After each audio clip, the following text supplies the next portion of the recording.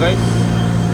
Ayan, mga live itong mga ano guys, stakanan ng lamis.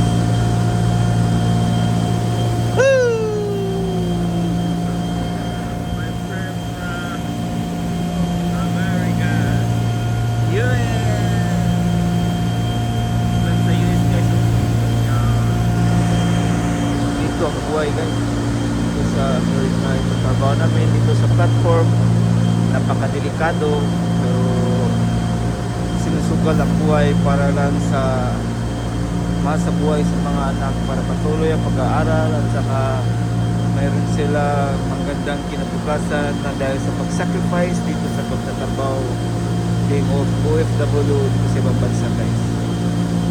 Okay guys, hanggang dyan muna yung video ko ngayon guys. DJ Freeman Vlog, mabuhay. God bless us and more power.